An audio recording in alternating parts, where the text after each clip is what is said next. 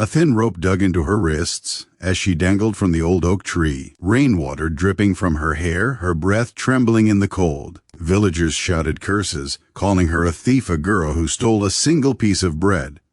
She had stopped fighting hours ago. She didn't expect mercy, and she didn't expect anyone to care, but then a horse's hooves thundered through the mud, and a widowed rancher pulled the knife from his belt. He looked at her, eyes hollow, voice steady, and said the words that would change her life forever. You can explain later. First eat.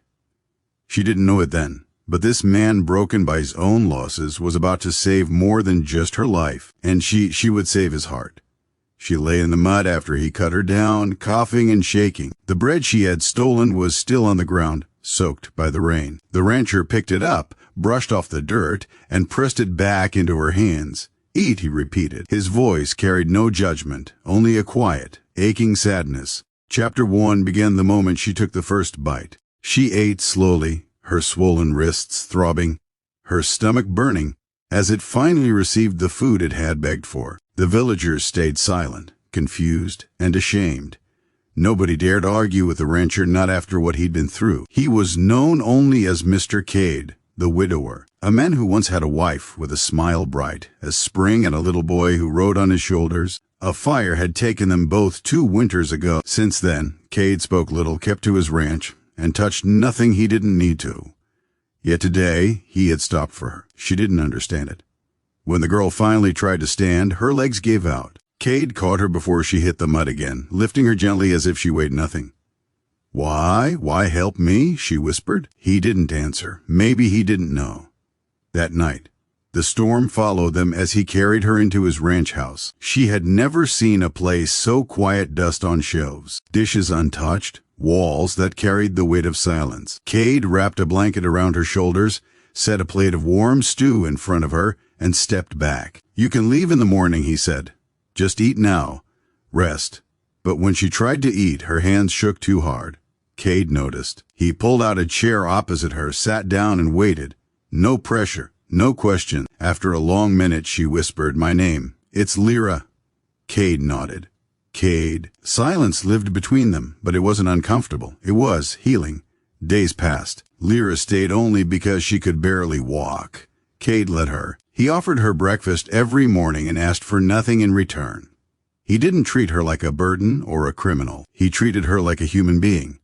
Lyra began helping with small tasks, sweeping, folding blankets, feeding the chickens. Cade never asked her to, but he always murmured a quiet thank you. Sometimes she caught him staring at the empty rocking chair on the porch. His eyes held a longing that tore her chest open. She wanted to help him, the way he had helped her.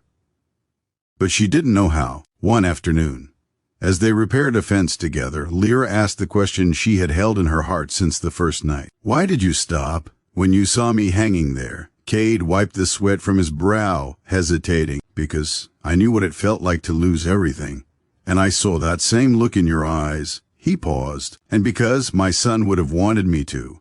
Lyra's throat tightened. She whispered, "I'm sorry." Cade nodded, accepting the words not as comfort, but as truth. And for the first time in 2 years, a faint spark of life flickered inside him. Chapter 2 began the day trouble found them again.